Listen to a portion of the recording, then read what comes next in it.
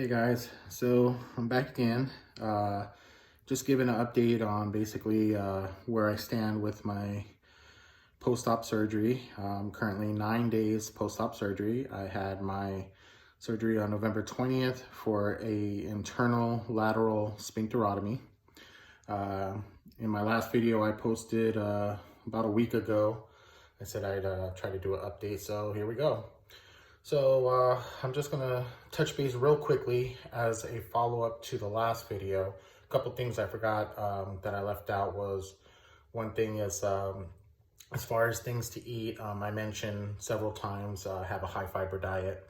One thing I forgot to mention was also stay away from dairy foods. So they don't want you to have dairy foods while you're going through recovery before surgery as well as after. This is just going to basically be a quick update to where I stand now and a little more information about pre-surgery and some of the products that I mentioned in the last video that I purchased and things that I've been taking. So I know in my last video I was a little repetitive. Again, I was still on medications, trying to wean myself off. Haven't been taking any of the oxy since the last video. Basically been taking my regular stool softeners as well as Tylenol when I have the muscle spasms or discomfort, and continuing the sitz baths, which is very important and probably one of the best things you can do to help yourself.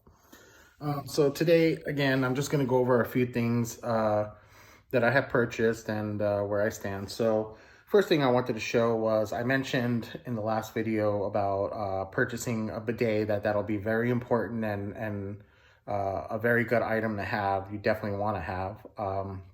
This one I got on Amazon.com. As you can see, the tip is bent. Like I mentioned in the last video, this has been extremely helpful to me. And I only paid about $10 for it. This is the box. So that's what the box kind of looks like.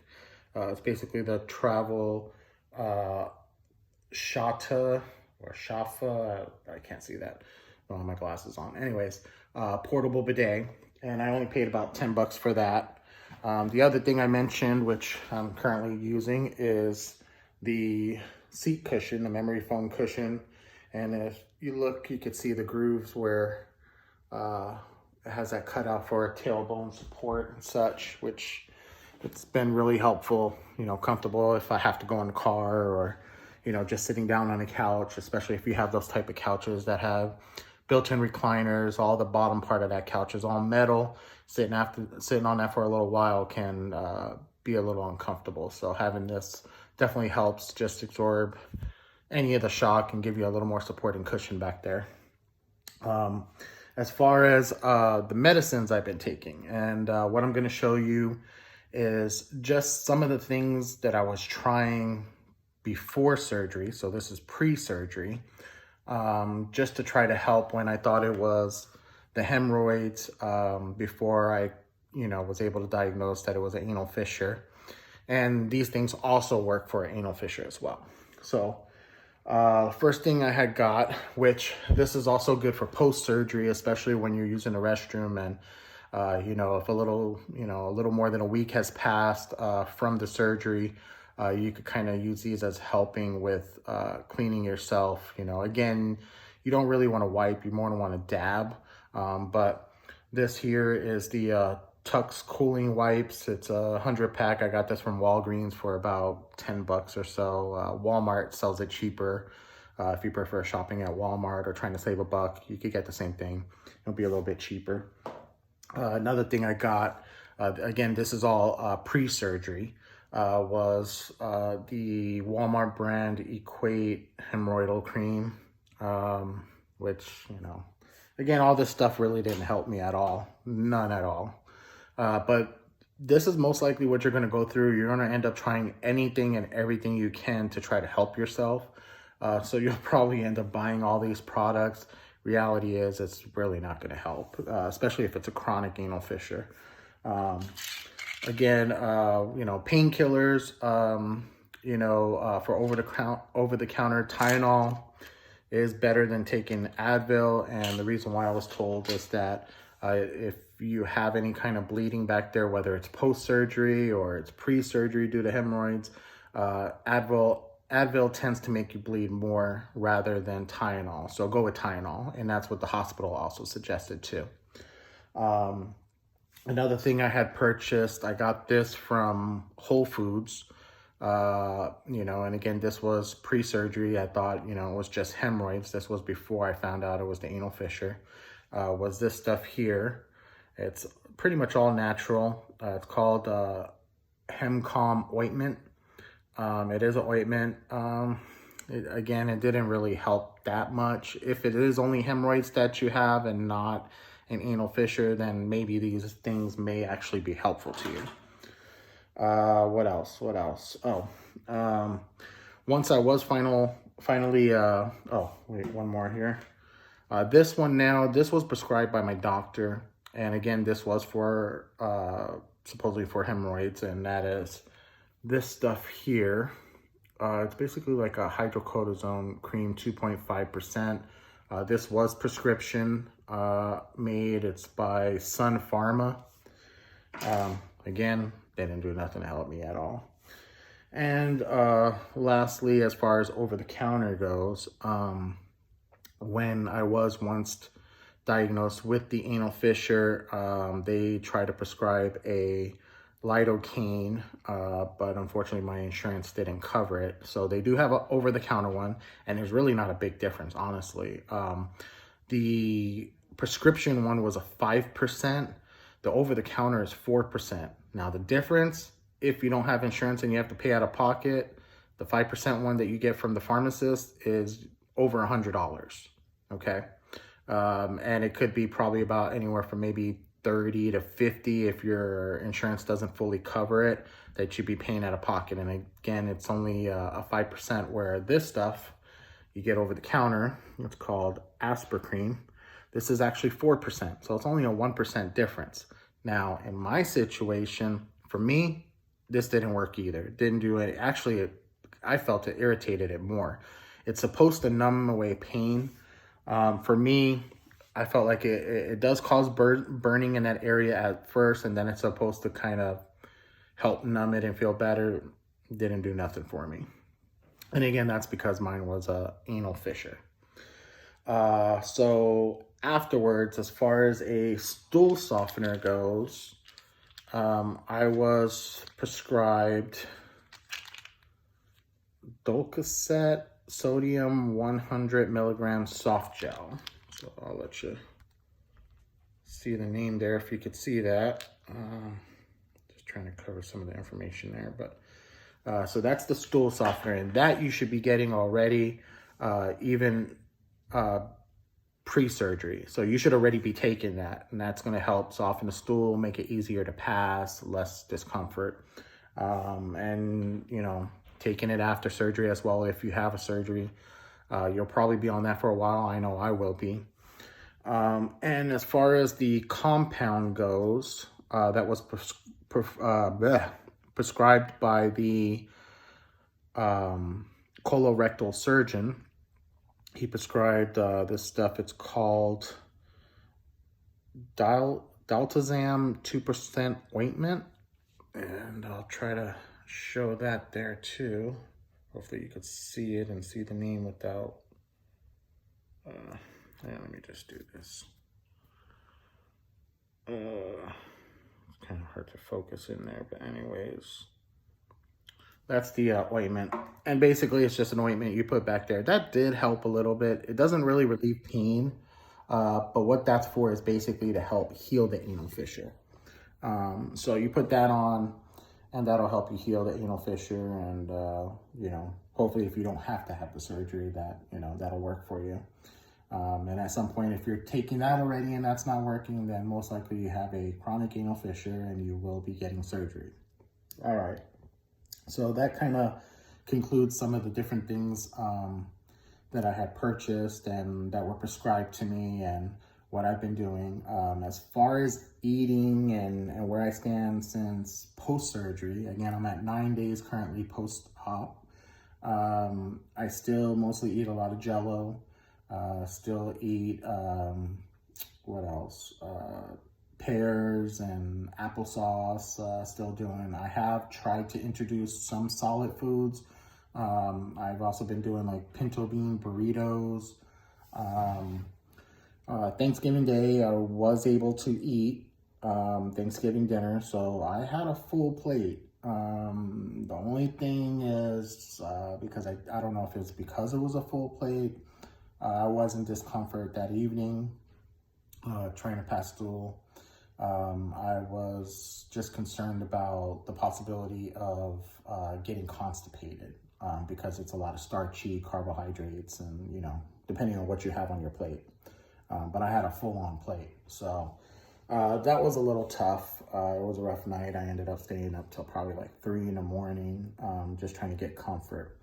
Now, as far as pre-surgery goes, whether you have exposed external hemorrhoids that are very inflamed, or you have an anal fissure, or anything to that nature. One other thing I forgot to mention in the last video that I used quite often just to try to give myself relief when I wasn't in the bathtub doing a sitz bath was using a ice pack back there. And that was really, really helpful, because that burning and that discomfort that you have after every time you have a bowel movement, or after you're done with your sitz bath and you're just kind of like lounging around or whatever, you know, you may still have a lot of discomfort. I know I did. So using a ice pack back there really made a big difference. And what I did is I just took a washcloth, I wet it, and I wrapped it around the ice pack and just kind of, you know, stuck it between the cheeks back there and let it do its thing for a little bit just to try to give some soothing. And then actually that was, believe it or not, one of the things that actually helped a lot, in combination with the high fiber diet and taking the stool softeners and watching what I was eating.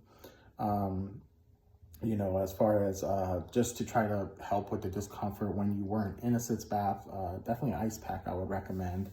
You know, you can get some that are like the little bag that, you know, you pour the ice in a little water, or, you know, those, they have different types of ice packs. So whatever works for you, you know, having something that you could kind of put back there, icy cold, and, you know, it will be really cold at first, but the comfort that you get from it will well be worth it. Okay. And that's pretty much it. The only other thing, like I said, that's been the roughest is dealing with the spasms back there, post-surgery.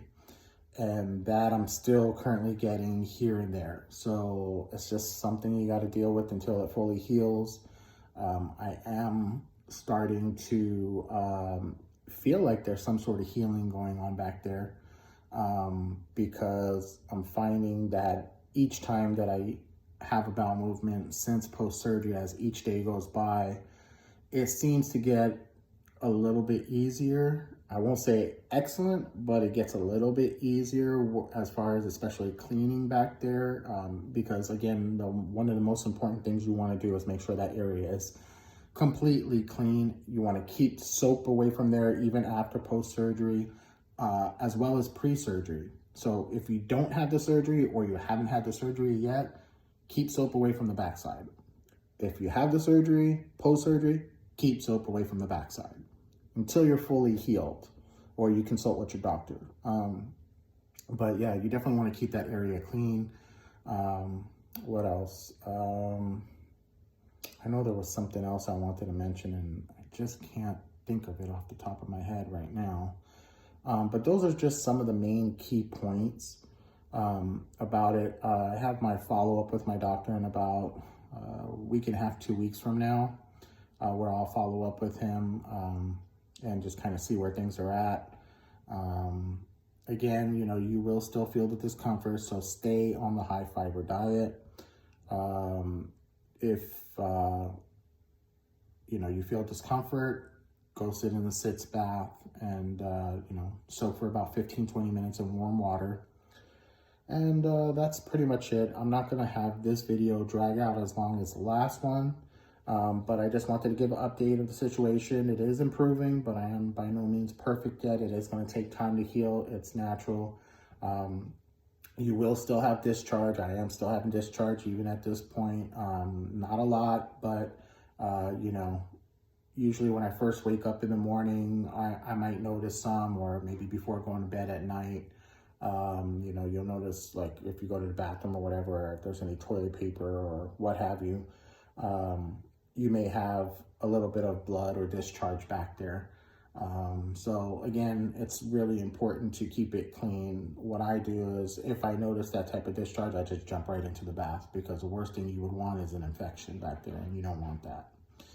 And again, that's pretty much it. I will try to do at least one more video, or maybe two, you know, as another week goes by, just to kind of see where I'm at, how my improvement is going, how the high fiber diet and what I can eat and what I can't eat.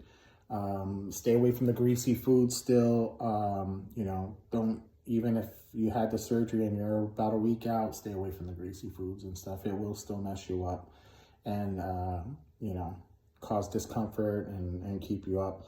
Another thing that I noticed too is that a lot of the time, when I'm using the restroom to have a bowel movement, there are times when I may feel like I haven't fully emptied myself out, and that can cause a little bit of discomfort back there, or maybe part of the contributing factors of spasm because you haven't fully emptied out your bowels.